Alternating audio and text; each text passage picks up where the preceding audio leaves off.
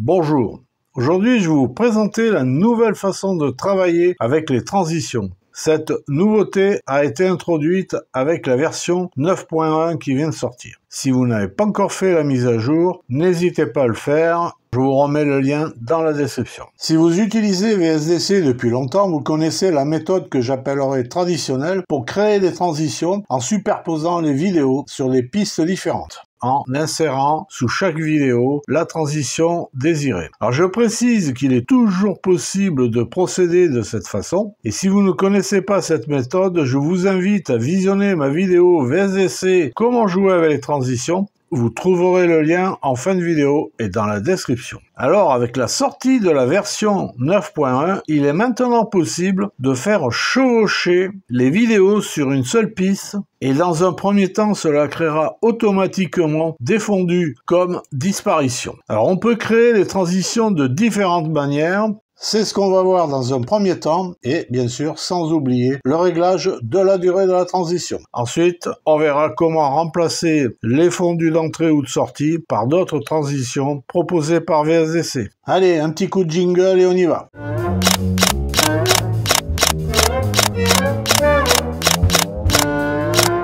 J'ai créé le projet Nouvelle Transition, j'ai inséré 2 vidéos sur la même piste. J'ai mis ne pas lire le son pour pas être dérangé pendant que je parle, et j'ai agrandi la couche pour qu'on voit bien ce qui se passe. Pour commencer, je vais vous présenter la méthode la plus simple et je dirais la méthode idéale. Pour créer la transition, on clique sur une des vidéos, par exemple la première, on appuie sur la touche Alt et on reste appuyé sur la souris bien sûr, et on déplace la vidéo vers la droite sur la deuxième vidéo. On voit que la deuxième vidéo ne se déplace pas. Si vous n'appuyez pas sur la touche Alt, vous ne pourrez pas superposer les 2 vidéos. On voit un trait blanc oblique entre les 2 vidéos, c'est ce qui nous montre la transition. Automatiquement, la transition créée est un fondu en sortie, c'est-à-dire un fondu sur la première vidéo, quelle que soit la vidéo qu'on en a déplacée. En positionnant la souris sur la transition, on a une petite fenêtre qui s'ouvre où on voit l'info sur la transition, donc il y a un fondu en sortie ici, avec une durée de 1 seconde 18 et 43 images. Si on veut déplacer les vidéos, par exemple pour les ramener à 0, il suffit de sélectionner une seule vidéo. Il n'est pas nécessaire de sélectionner les 2 pour déplacer l'ensemble, car les 2 vidéos sont liées par la transition. Alors là, maintenant, pour aller plus loin, on a besoin d'une autre fenêtre ici, qui est la fenêtre des effets de base. Si la fenêtre des effets de base n'est pas affichée, on va dans l'onglet fenêtre et on clique sur effets de base. Je sélectionne la première vidéo, et ici on a la propriété des transitions. On a 2 carrés qui représentent les transitions d'entrée et de sortie de chaque vidéo. Donc ici, on a fade out, c'est-à-dire fondu en sortie, qui correspond à la vidéo numéro 1, parce que c'est la vidéo numéro 1 qui va disparaître pour laisser place à la vidéo numéro 2. Donc la vidéo numéro 1, c'est la transition de sortie, elle est à droite. Pour la deuxième vidéo, ce sera le carré de gauche et c'est le fondu en entrée. Bon, dans le cas du fondu en sortie, ici on a le même symbole que l'on a vu ici entre les 2 vidéos, c'est-à-dire le dessin du fondu. C'est-à-dire la vidéo, elle est entière ici, et puis petit à petit ça disparaît. Avec en dessous la durée en secondes. Alors, pour changer la durée de la transition, je clique sur n'importe quelle vidéo, je sélectionne la deuxième par exemple, j'appuie en même temps sur la touche Alt et je déplace la vidéo pour augmenter la durée de la transition. Je sélectionne la première vidéo et on voit ici que la durée est passée à 4 secondes. Donc, je vais revenir à une durée plus petite. Voilà. Et donc ici, j'ai un autre paramètre qui est utiliser la durée maximale. Alors moi, j'ai mis 2000 millisecondes, soit 2 secondes. Sauf erreur, par défaut, on doit avoir 1000 millisecondes, c'est-à-dire 1 seconde. Donc si je coche cette case, automatiquement, si je déplace la vidéo pour augmenter la durée, arrivé à 2 secondes, vous voyez là je continue mais je peux plus. Hop, je suis bloqué à 2 secondes. Donc si je veux, comme on l'a vu tout à l'heure, augmenter, il faut enlever cette coche. Ensuite, pour info, si je prends la première vidéo, je fais un double clic et sous la vidéo, contrairement à la méthode traditionnelle, il n'y a pas d'objet transition. Ça se passe vraiment à ce niveau-là ici. Voilà, maintenant on va aller voir les autres cas. Alors, je pense que vous vous dites pourquoi on n'étire pas la vidéo pour créer la transition au lieu de déplacer toute la vidéo. Eh bien ça va faire partie du cas numéro 2. Alors oui, il est possible de déplacer la fin de la vidéo, bien sûr avec la touche Alt, mais il y a un mais, il y a toujours un mais d'ailleurs. Et c'est ce qu'on va voir. Alors d'abord, je remets tout comme si on n'avait pas fait de transition. Je sélectionne la première vidéo, j'appuie sur Alt, je positionne la souris à la fin de la vidéo, j'ai la double flèche et je déplace la fin de la vidéo. Hop, on a la même chose, vous voyez qu'il y a un trait rouge en plus. La transition est créée, on le voit bien grâce au trait oblique blanc, mais maintenant on a un repère ici qui correspond à la durée d'origine de la vidéo. Je me mets à ce niveau-là et je fais lecture.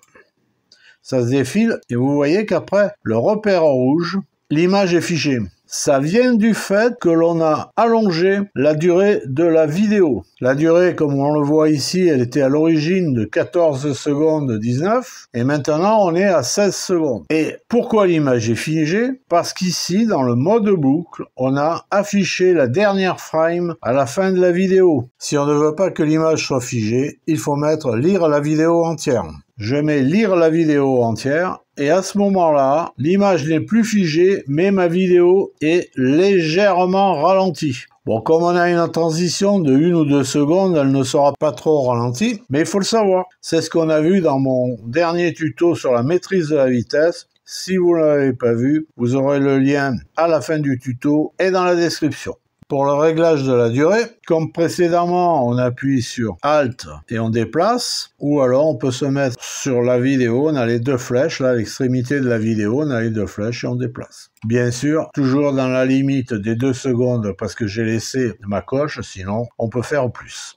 Donc maintenant, on va voir le dernier cas qui va nous permettre d'éviter de faire ralentir la vidéo si on fait la transition en étirant la vidéo. Alors pour cela, on va utiliser la touche Maj en plus de la touche Alt. Mais cela ne fonctionnera que si la vidéo a été modifiée dans le projet. C'est-à-dire si on a coupé le début ou la fin de la vidéo dans ce projet. Et c'est la touche du clavier Maj qui va permettre de récupérer ce qui a été coupé.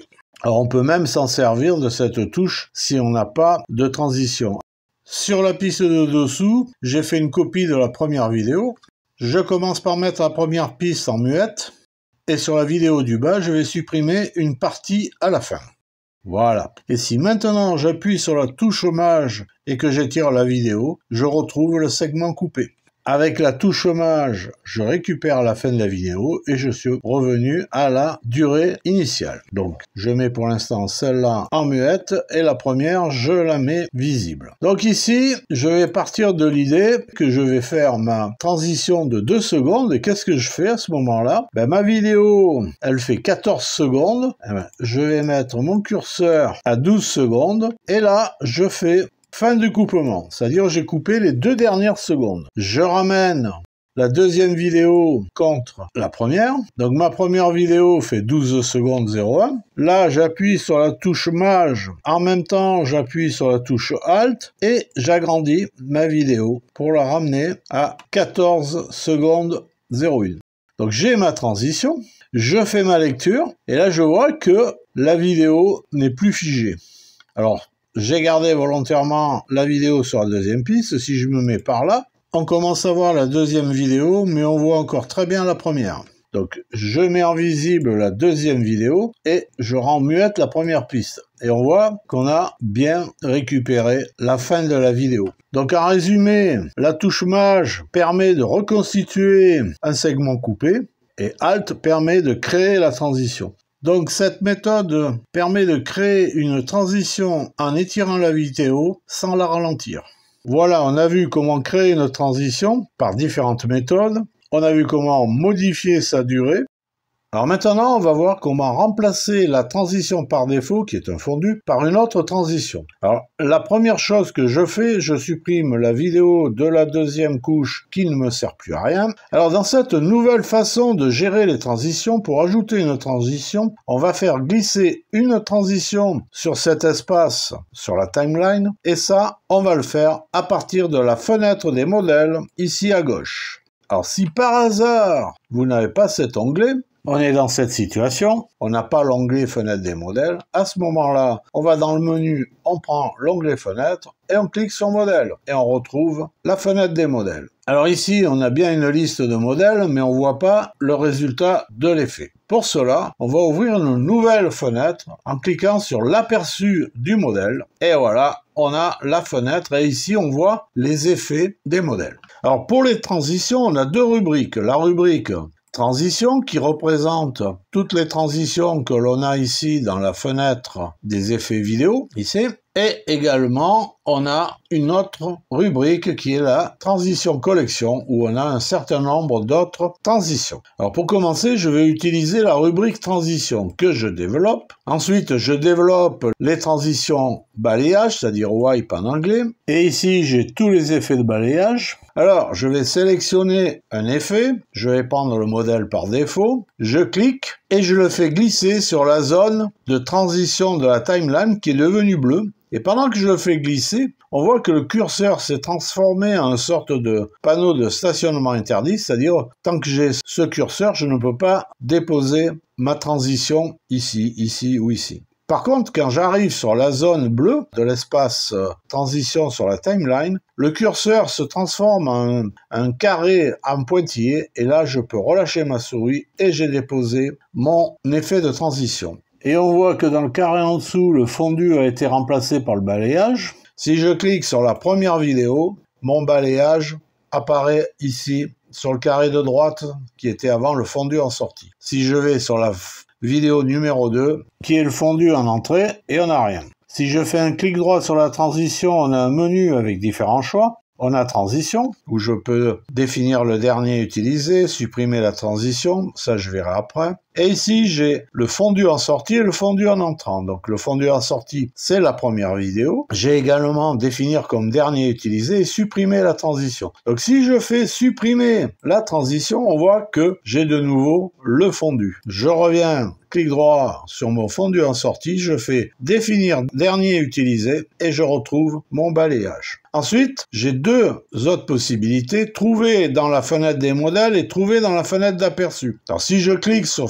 trouver dans la fenêtre des modèles, eh ben, si je suis pas sur le balayage, il va y venir automatiquement et dans la fenêtre d'aperçu, il va m'afficher les balayages. Donc ensuite, j'ai le fondu en entrant, c'est-à-dire la deuxième vidéo. J'ai exactement les mêmes possibilités, sauf que là, j'en ai un certain nombre qui sont grisés parce que je n'ai pas de transition. Si je veux, je peux faire définir comme dernier utilisé et du coup, j'aurai le même balayage sur la deuxième vidéo. Donc, je reviens ici à transition, qui est un petit peu plus général. Donc, si je supprime la transition, je reviens bien au fondu. Et si je reviens ici et que je fais définir comme dernier utilisé, je retrouve ma transition sur la première vidéo. Et je retrouve également la transition sur la deuxième vidéo. Donc, transition est plus générale pour les deux vidéos. Et sinon, on peut travailler en fondu en sortie. Et si je viens sur fondu en entrant, j'ai les mêmes menus qui sont activés. Ensuite, j'ai la fenêtre d'affichage. Et ici, j'ai modèle et effet de base. Alors, c'est grisé parce que l'onglet modèle et la fenêtre de base sont ouverts. Sinon, ça serait visible.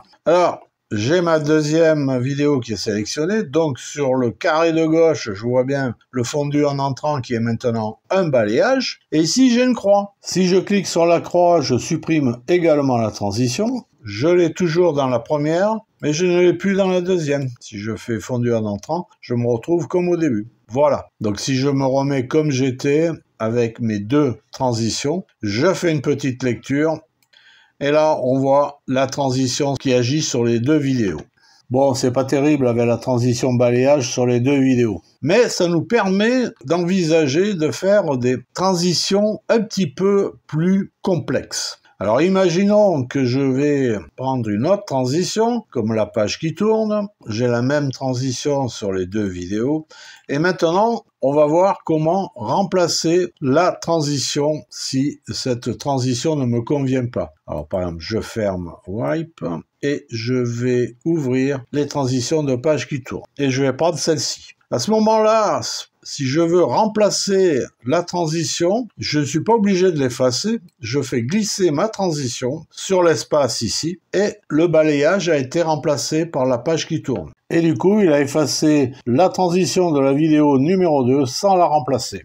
Je fais une lecture et là, on voit que la page qui tourne fait apparaître ma deuxième vidéo. Alors, le fait qu'on a deux carrés ici, première vidéo, deuxième vidéo, on va pouvoir faire des combinaisons de transitions. On l'a vu tout à l'heure avec deux fois la même combinaison de balayage, mais c'est pas terrible. Donc, si je reviens dans le balayage et que je reprends le modèle par défaut et que je veux le mettre sur la deuxième vidéo, à ce moment-là, je clique et je me déplace ici sur le carré de gauche. Sur le carré droit, j'ai la page qui tourne. Sur le carré de gauche, j'ai le balayage. Je fais une petite lecture et on voit la combinaison des deux. Donc, ça va nous permettre de faire des combinaisons de transition. Voilà. Attention, cette possibilité de combinaison fonctionne uniquement avec les effets de la rubrique transition. Car ce sont des effets simples qui n'agissent que sur une seule vidéo. Donc ça veut dire qu'on va prendre un effet, on va l'utiliser soit sur le fondu en sortie, soit pour le fondu en entrée.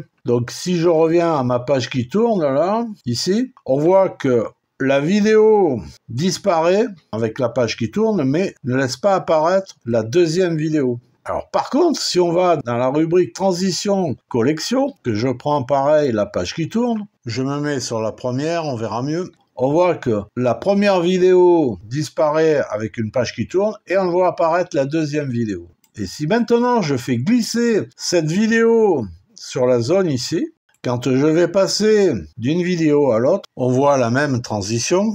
Et si je fais une lecture, la première vidéo tourne selon la page et la deuxième apparaît. Par contre, si je viens par exemple ici et que je décide de supprimer la transition sur la deuxième vidéo, j'efface ici. On voit que la transition a été aussi effacée sur la première vidéo. Donc, la combinaison de différentes transitions ne fonctionne qu'avec la rubrique transition et pas avec la rubrique transition collection.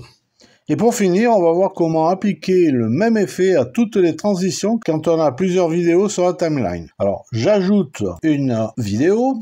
J'insère une couche, comme ça c'est sur la même piste. Je crée la transition avec Alt en déplaçant la vidéo. Maintenant, je sélectionne toutes les vidéos. Je vais sélectionner cette page qui tourne. Et au lieu de la faire glisser sur chaque transition ici, je la fais glisser sur l'écran d'aperçu. À ce moment-là, je me mets sur la première vidéo. En sortie, j'ai la page qui tourne. Je me mets sur la deuxième vidéo. En sortie, j'ai la page qui tourne. Sur celle-ci, il n'y a rien puisque en sortie, il n'y a pas d'autres vidéos. Je fais une lecture. Hop, la page tourne sur la première vidéo. Je vais au fond. Et de nouveau, la page tourne pour la deuxième vidéo. Voilà. Alors bien sûr, si maintenant on veut changer une des transitions, on fait glisser un autre effet sur la timeline, comme on l'a vu précédemment. Voilà pour cette nouvelle façon de travailler avec les transitions. Je rappelle qu'il est toujours possible d'utiliser les transitions comme on le faisait avant cette mise à jour. Ce tuto a été un peu long car j'ai voulu faire un tour complet de cette nouveauté. Merci d'avoir visionné ce tuto jusqu'au bout et n'hésitez pas à commenter la vidéo et de mettre un pouce en l'air si vous avez aimé. En attendant la prochaine vidéo, je vous dis à très bientôt. Ciao, ciao!